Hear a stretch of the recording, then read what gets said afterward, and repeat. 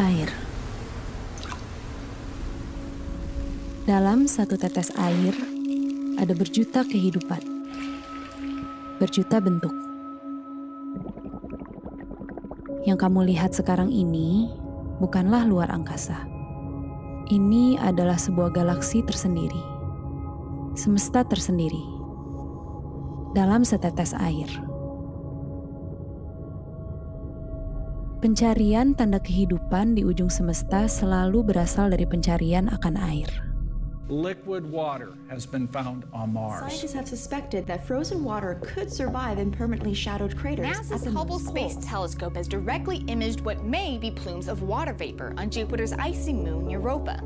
Di tangan eksploitasi manusia, air menjadi sumber hidup, sumber peradaban, sumber energi, transportasi, industri, agrikultur, rekreasi, dan akhirnya gaya hidup.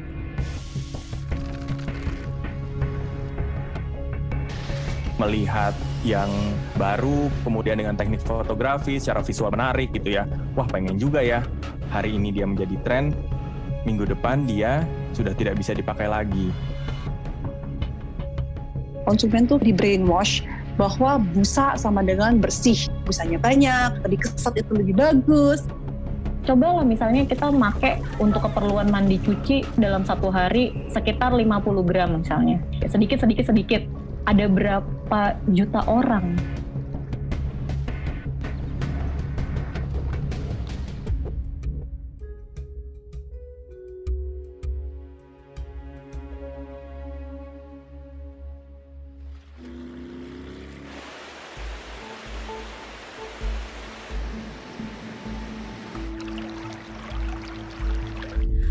Air yang kita anggap akan dan selalu ada, bukanlah sesuatu yang selalu ada dan berasal dari bumi.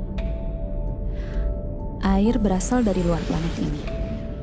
Dari meteor-meteor yang dinamakan carbonaceous chondrite yang kaya akan H2O dan karbon. Meteor dan asteroid es yang kaya akan air ini dalam sistem tata surya terbentuk di luar batas leleh matahari. Dan selama proses penciptaan bumi, terus datang dan bertabrak-tabrakan dengan bumi. Jika kita perhatikan baik-baik, laut, atmosfer, dan segala yang ada di lapisan terluar bumi ini sangat tipis dibandingkan dengan mantel dan inti bumi. Jumlah air sangat sedikit dan terbatas, terutama jumlah air tawar dan air bersih. Bayangkan hadiah yang sangat langka dari semesta untuk bumi ini. Hadiah berupa air, berupa kehidupan.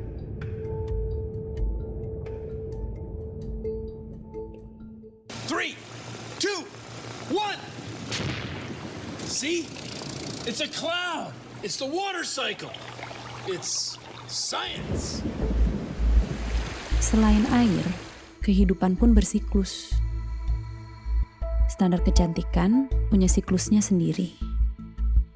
Standar tubuh yang ideal, kulit yang ideal, wajah yang ideal, penampilan yang ideal, pakaian yang ideal.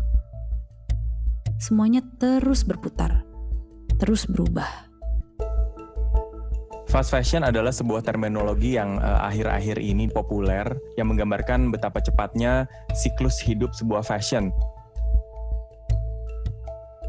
Lalu jalan-jalan kemana gitu, bagus nih, murah gitu.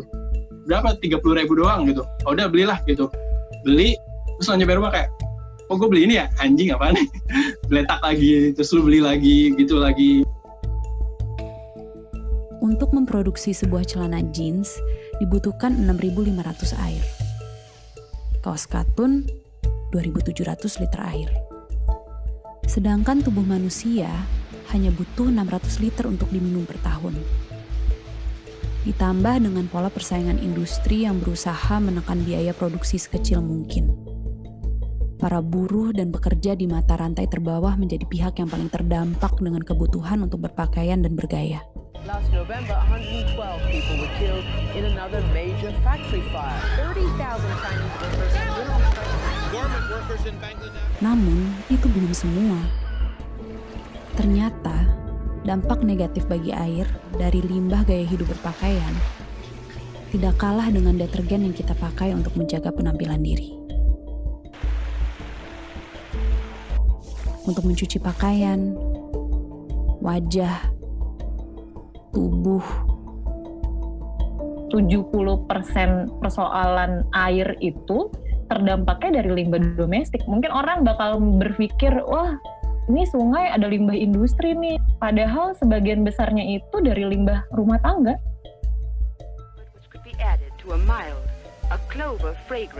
SLS adalah bahan kimia yang wajar ditemukan di dalam kandungan produk-produk pembersih dan kecantikan. Beberapa penelitian mengaitkan kandungan ini dengan resiko kanker, iritasi kulit, dan pencemaran lingkungan.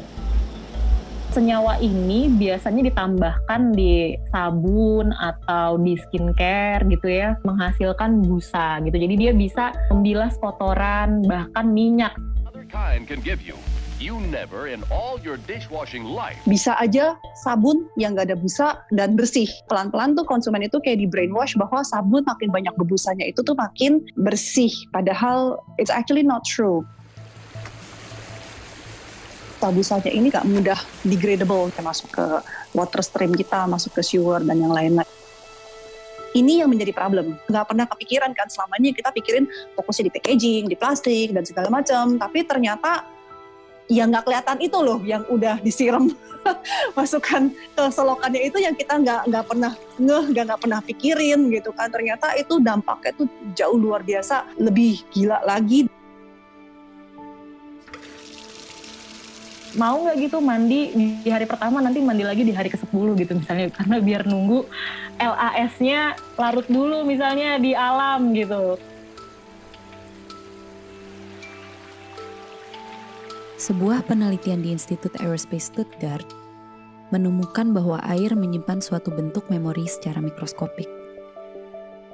Dari satu gelas air yang sama, saat diteliti tiap orang berbeda, gambaran mikroskopik yang dihasilkan juga sangat berbeda. Menghasilkan memori air yang berbeda. Saat satu jenis bunga dimasukkan ke dalam air, lalu air tersebut diambil dan dilihat secara mikroskopik, hasilnya menyerupai bunga tersebut. Saat jenis bunga lain yang dimasukkan, kemudian secara mikroskopik pun visual yang ada berubah. Semesta yang ada berbeda. Semesta seperti apa yang ada di dalam setetes air deterjen?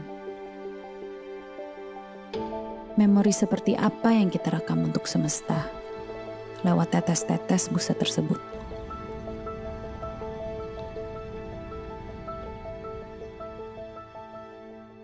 So we pour our waste chemicals and detergents into our rivers. Suds may or may not have been valuable in a kitchen sink. In a river, they can be lethal, killing the plants and the fish.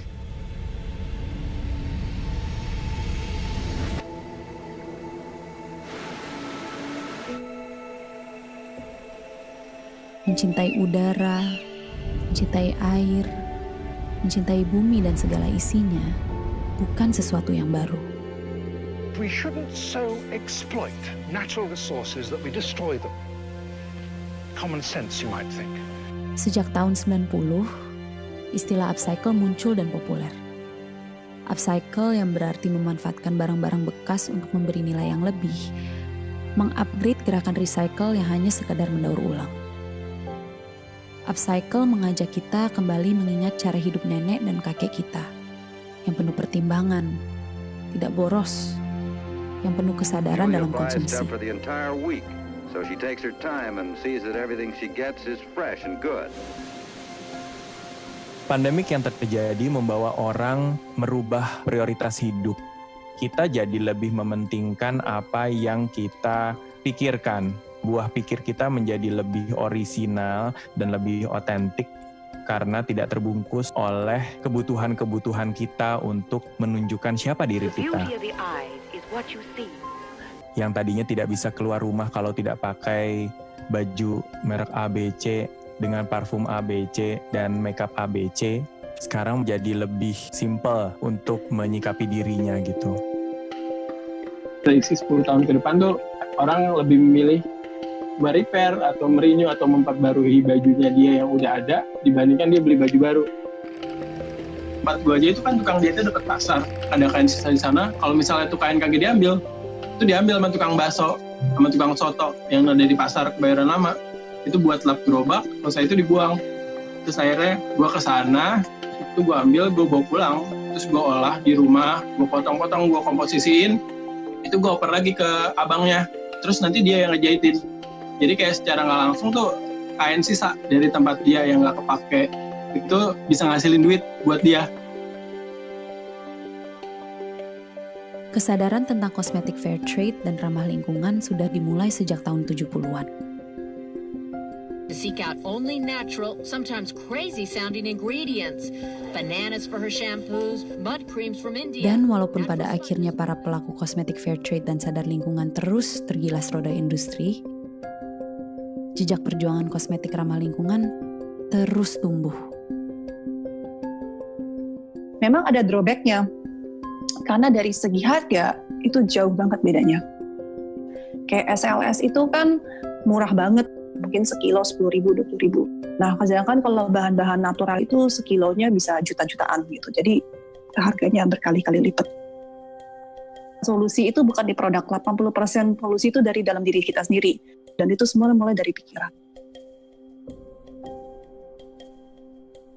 Jadi yang sudah kita lakukan ini sebenarnya adalah memilah. Kita terlalu banyak memilah sehingga kita tidak tahu bahwa keseharian kita itu sebenarnya juga merusak lingkungan. Fast fashion, slow fashion, sustainable fashion, semuanya adalah berbagai bentuk pilihan. Di satu pihak, fast fashion juga dibutuhkan karena ada orang yang tidak bisa membeli barang-barang slow fashion karena kebanyakan slow fashion harganya juga tinggi. Apakah kemudian berhenti membeli kaos? Nggak juga. Bukan industri yang harus dicolek, tetapi diri kita dan mindset kita yang harus dicolek. Butuh nggak sih lo kaos? Lo kan kaosnya udah banyak. Akan memberikan sebuah value nggak untuk diri lo? Karena sebenarnya, kalau buat saya, mencipta fashion itu adalah memberikan solusi.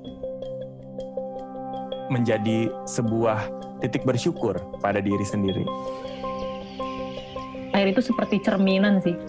Apabila dia hidup bersama dengan manusia-manusia yang memang baik, itu artinya kita sadar secara utuh esensi hidup seperti apa, maka air yang ada di dekat kita tuh pasti akan baik kualitasnya. Itu cerminan. Di tengah rumitnya permasalahan pencemaran air, pemanasan global, kualitas hidup para buruh, konsumerisme dan industri, serta berbagai macam keruwetan yang kelihatannya sangat kompleks. Mungkin kita bisa memulai perubahan yang sangat nyata dengan cara yang sangat sederhana. Lewat gaya hidup, lewat pakaian, dan sabun.